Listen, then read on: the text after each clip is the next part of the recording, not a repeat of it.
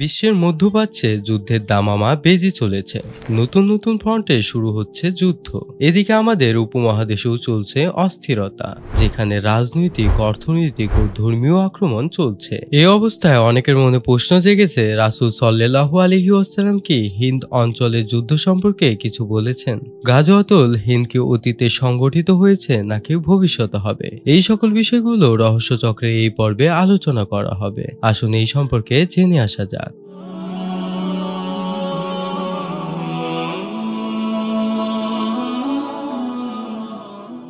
গাজওয়া অর্থ যুদ্ধ। গাজওয়াতুল হিন্দ অর্থ হলো ভারত উপমহাদেশের যুদ্ধ। এখন দেখার বিষয় হলো চারটি হাদিসের মান, অর্থাৎ যে হাদিসে যুদ্ধের কথা বলা হয়েছে তার সত্যতা কতটুকু। রাসূল সাল্লাল্লাহু আলাইহি ওয়াসাল্লাম হাদিসে ভবিষ্যৎবাণী করেছেন, এই যুদ্ধে অংশগ্রহণকারী দল আল্লাহর কাছে বিশেষ মর্যাদা লাভ করবে। সাহাবী সাইবান রাদিয়াল্লাহু তাআলা আনহু বর্ণনা করেন, আমার উম্মতের মধ্যে দুটি দল জাহান্নাম থেকে নিরাপদ থাকবে, যারা হিন্দে যুদ্ধ করবে এবং যারা ঈসা আলাইহিস সালামের সাথে মিলে দাজ্জালের বিরুদ্ধে লড়াই করবে। সাহাবী আবু হুরায়রা রাদিয়াল্লাহু তাআলা আনহু বর্ণনা করেন, রাসূল সাল্লাল্লাহু আলাইহি ওয়াসাল্লাম বলেছেন, যদি আমি হিন্দের যুদ্ধ পাই তাহলে আমি সবকিছু ব্যয় করব। যদি শাহাদাত লাভ করি তবে আমি সর্বশ্রেষ্ঠ শহীদ হব।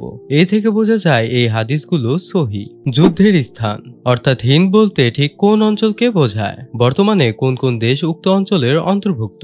রাসূল সাল্লাল্লাহু আলাইহি ওয়াসাল্লাম যে যুগে তার বাণীতে আল হিন্দ শব্দটি ব্যবহার করেছেন, সে যুগে এটা ধারা ঠিক কোন অঞ্চলকে বোঝাতো তা জানা প্রয়োজন। সে সময় মূলত হিন্দ ধারা ভৌগোলিকভাবে দুটি অঞ্চলকে নির্দেশ করা হতো, ইরাকের বস্ত্র নগরী এবং ভারতীয় উপমহাদেশ। তাই বলা যায় গাজওয়াতুল হিন্দ এই উপমহাদেশে সংগঠিত হবে। যুদ্ধের প্রতিপক্ষ, অর্থাৎ মুসলমানরা তখন কোন ধর্ম বা কোন জাতির বিরুদ্ধে যুদ্ধ করবে। সুরাইম রাদিয়াল্লাহু তাআলা আনহু হতে বর্ণিত, রাসূলুল্লাহ সাল্লাল্লাহু আলাইহি ওয়াসাল্লাম বলেছেন, নিঃসন্দেহে তোমরা মুশরিকদের বিরুদ্ধে যুদ্ধ করবে, এমনকি এই যুদ্ধে তোমাদের অবশিষ্টরা দাজ্জালের সঙ্গে যুদ্ধে লিপ্ত হবে। এই হাদিসে একটি বিষয়ে বিশেষভাবে উল্লেখযোগ্য, আর তা হলো এখানে মুশরিকদের বিরুদ্ধে যুদ্ধ করার কথা বলা হয়েছে, অর্থাৎ ব্যাপকভাবে আল্লাহর সাথে অংশীদার স্থাপনকারীদের বিরুদ্ধে যুদ্ধের কথা বলা হয়েছে। সময়কাল, অর্থাৎ কোন সময়ে এই যুদ্ধ সংঘটিত হওয়ার কথা বলা হয়েছে, তাকে পার হয়ে গিয়েছে নাকি ভবিষ্যতে আগমন করবে।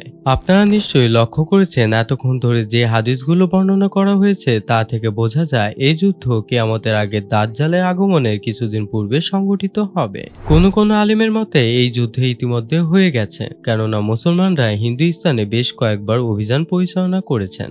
যেমন ওমর রাদিয়াল্লাহু তাআলা আনহুর খেলাফতকালে সর্বপ্রথম 15 হিজরিতে উসমান বিন আবুল আসিরের নেতৃত্বে একটি সেনাদল করে দেওয়া হয়, যারা হিন্দুস্তানে অর্থাৎ বর্তমান মুম্বাই, গুজরাট এবং করাচি বন্দরে সফল অভিযান পরিচালনা করেন। তারা এই সময় বর্তমান শ্রীলঙ্কা জয় করে।